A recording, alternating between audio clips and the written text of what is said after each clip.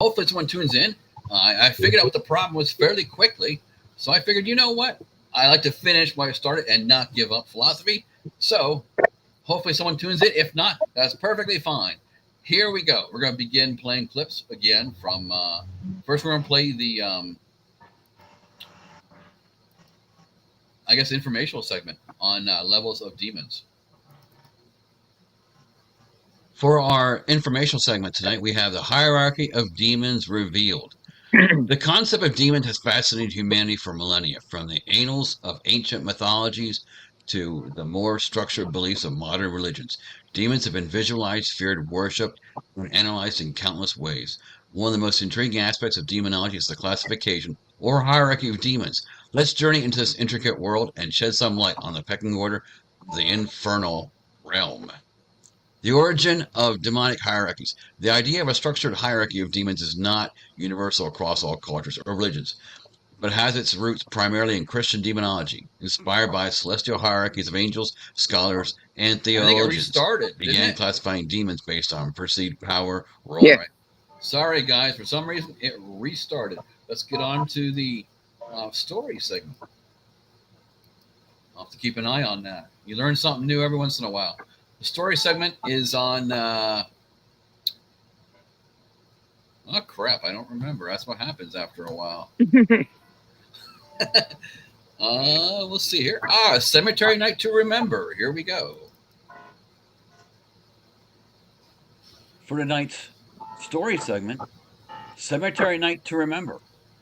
A couple of years ago on a cool autumn night, I had an unforgettable experience that would stay with me forever. It all started when a group of friends and I decided to visit the local cemetery after hours.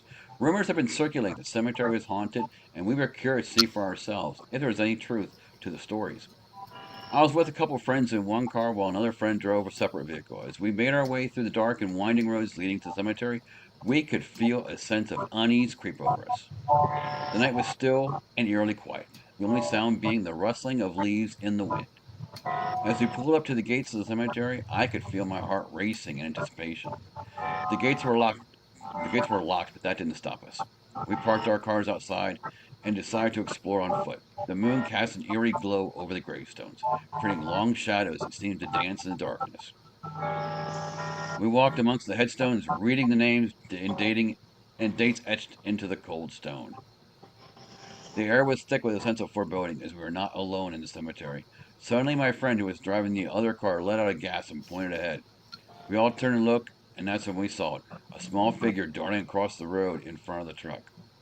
We were all frozen in place, trying to make sense of what we had just witnessed. I felt a chill run down my spine, my arms covered in goosebumps. We quickly got back into our cars as we followed the others out of the cemetery. As we drove down the dark road, my friend in the other car suddenly slammed on the brakes. We pulled up beside them and rolled down the window, asking what had happened. They explained they had heard a loud bang on the back of their car, as if something had hit it.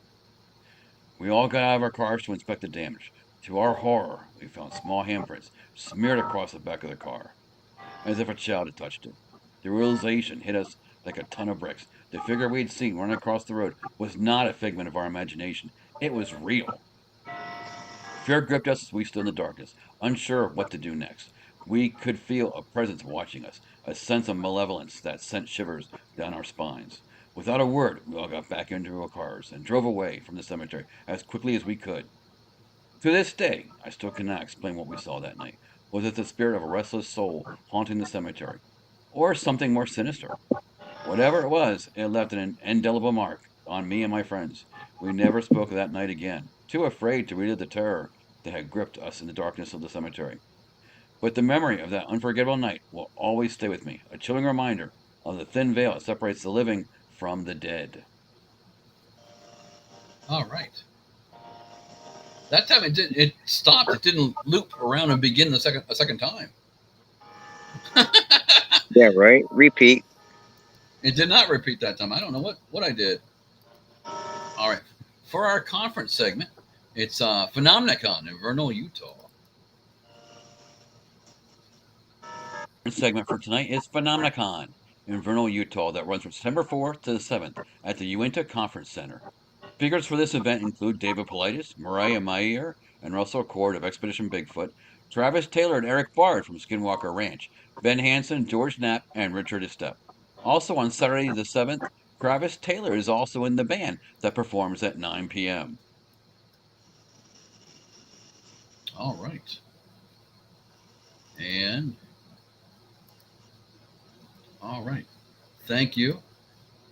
And we appreciate everything you did. And I appreciate you guys for coming back. A great deal. Thank you. And Yeah. I wanted to finish the show, which I did.